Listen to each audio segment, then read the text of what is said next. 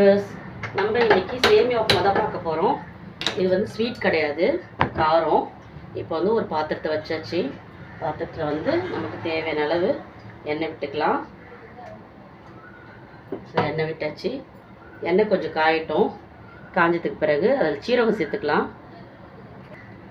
இப்போ வந்து இது பாருங்கள், சூடாயிடுச்சு. இப்போ வந்து நம்ம சீரகம் சேர்த்துக்கலாம். கொஞ்சம் சீரகம் சேர்த்துக்குங்க.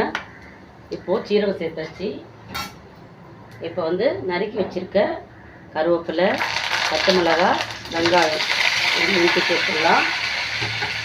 சேர்த்துட்டு இது கொஞ்சம் நம்ம இப்படி வதக்கி விடலாம்.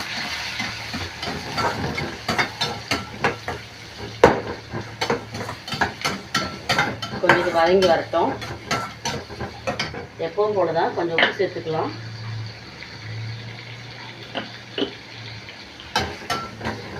கொஞ்சம் நல்லா வதங்கட்டும். இப்போ வந்து வதங்கிடுச்சு.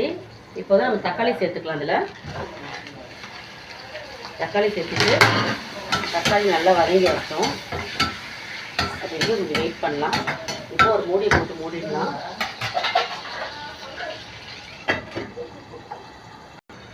எப்படி இருக்குன்னு பார்க்கலாம். இப்போ பாருங்கள், நல்லா வெந்து வந்துடுச்சு. இதில் வந்து கொஞ்சம் காரம் மிளகு சேர்த்துக்கலாம். ஒரு ஸ்பூன் போதும், குட்டி ஸ்பூனு, அதுவே காரமாக இருக்கும். சேர்த்துட்டு நல்லா மிக்ஸ் பண்ணி விடுங்க. இது நல்லா மிக்ஸ் பண்ணதுக்கப்புறம் இதில் கொஞ்சம் தண்ணி விட்டு இது கொஞ்சம் கொதிக்கட்டும். இப்போ வந்து நம்ம வந்து தண்ணி விட்டுக்கலாம். தண்ணி விட்டு இது கொஞ்சம் நல்லா கொதித்து வரட்டும். நான் ஒரு மூடி போட்டு இப்போ மூடுறேன். இப்போ பாருங்கள், நல்லா கொதிச்சு வந்துடுச்சு. இந்த ஸ்டேஜில் நம்ம வந்து சேமியாவை அதில் சேர்த்துக்கலாம்.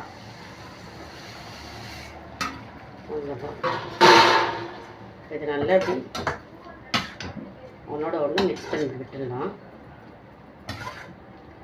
இப்போ இப்படியே மூடி போட்டு ஒரு 10 நிமிஷம் இது அப்படியே இருக்கட்டும்.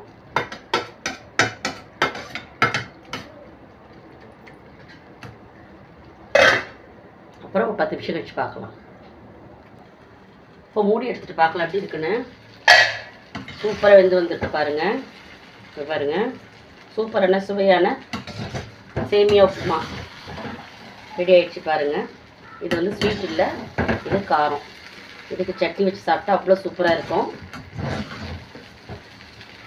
வாங்க சாப்பிட்லாம். Sunday breakfast.